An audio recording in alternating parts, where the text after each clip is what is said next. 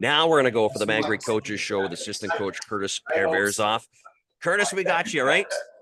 Yeah, I can hear you loud and clear now. There we go. Curtis, I asked you beforehand. Derek described this one as a slugfest. Do you agree? Yeah, definitely. I think it took us probably 10 minutes or so to join that slugfest, but I think once we got there, I think that's exactly what it was. And obviously letting the lead slip away late there was not so ideal, but I think credit to our guys for sticking with it and a big power play goal at the end. Yeah, how important was the power play here tonight? It was that late power play goal in the first period. Kind of got the motor running a little bit, and then you get the late power play goal for the game winner, but really leaning on the man advantage here tonight.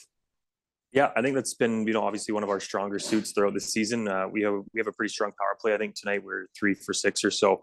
So it's great to see, obviously, with some of our top guys still missing from that unit, but it's great to see guys like Marty and obviously At still is doing his thing out there, and Sherm, he's doing a really good job on that power play unit as well. So it's good to see other guys be able to step in and fill in roles and continue to capitalize and keep the power play strong.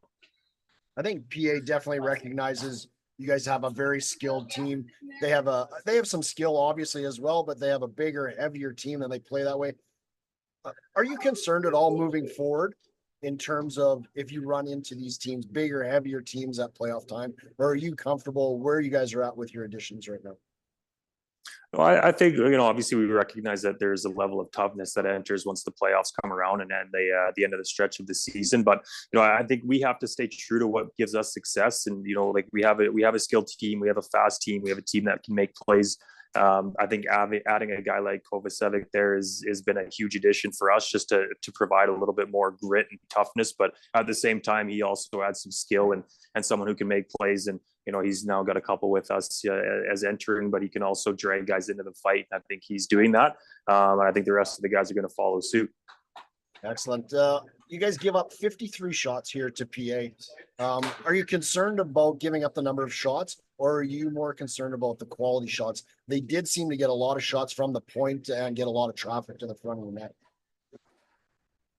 Yeah, I think, I think we've given up a few 50-shot games here, and I think Jackson's done a fantastic job of making sure that he's staying in front of a lot of them. But I think at the end of the day, it's about the quality shots that we're giving up. And I think, if we can do a good job inside and taking away those high quality looks or those home plate looks, like we call them, I think that's success for us. And at the end of the day, you're going to have to give up something. And so if we have to give up perimeter shots from the outside and allow our D and our forward help inside to clear pucks, I think that's at the end of the day what's going to help us win games. So just quick follow up to that.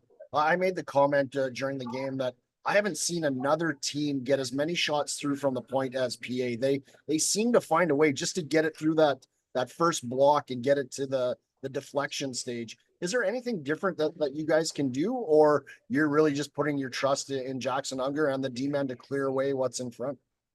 No, I think that's a fallback that we would like to be able to obviously rely on Jackson and our D-man. I think, from the forward standpoint, that's something that we need to get better at, is just committing to getting into the shooting lanes. And I think oftentimes we put ourselves in a good spot to block shots. I think we just have to get the job done. And I think at the end of the day, that's a mindset that players can take moving forward. And, the games are going to get a lot harder and more difficult. So finding ways to contribute, whether that's a block shot or getting inside, is going to help our team. So is it concerning? Maybe not so much concerning, but it's a point that we look at. We're trying to improve. A little more comment on Jackson Unger. 24 shots he saw in the third period, 53 in total, as Derek had mentioned. He saw 20 shots in the second period. 2 of those were clean breakaways, and one was on a penalty shot. Jackson Unger made more big saves for this hockey team tonight.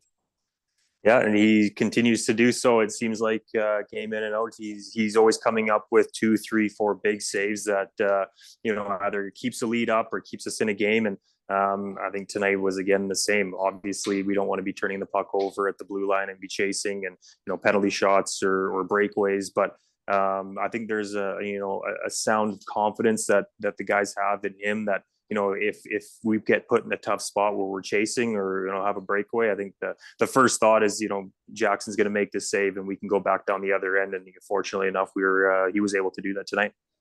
I asked Jagger as well. It was great to have him back in the lineup. I'm sure from a coaching standpoint, that was great. He said he was obviously excited, and the rest of the team is excited to get the rest of the guys back into town. How excited is the coaching staff from thinking about the different line combinations and matchups that you can get? or does it get a little bit concerning pulling your hair? Like, who's going to play with who? There's so many bodies to mix and match. Yeah, I think, obviously with getting guys like Braden and Maddie back and, obviously adding Savoy into the lineup, I think for us right now as coaches, we're having fun kind of dragging and dropping guys in different situations and scenarios. And, for us as a coaching staff, that makes things exciting here for the back half to experiment over the next 30 or so games and see what we can really do and come up with in terms of having different matchups and lineups and see who's really starting to gel and build chemistry together. So I think it's nothing but exciting for us as a coaching staff. And I know, even more importantly, as a group of guys in there, everyone's pretty excited. And that's one piece to the puzzle. I think at the end of the day, we have to make sure that we just play to our identity and to what's going to give us success. And we have guys buying into that. I like our chances moving forward. Yeah, I agree. There's going to be a certain amount of time of gelling, right? Or is that what you use kind of from now till playoff time to see which lines mix and who gels the best? Even though it's tight, right? You can't give up games to look at gelling and who plays best. You still have to win. Yeah, you got to play to win, but I think I like our chances with with the personnel that we'll have in the lineup to be able to try some different things and get creative with that. And I think having a certain amount of guys out there who can put the puck in the net's going to help and find depth where we can. So I think it's all but exciting for us to see what we can do moving forward. Man Great Coaches Show with Curtis Pereverzoff, Warriors assistant coach. Appreciate the time, Chris. Finally getting you on. We weren't going to let you get off the hook tonight. And good luck tomorrow against the Swift Current Broncos. Yeah, I got all the time for you guys, so it's no problem.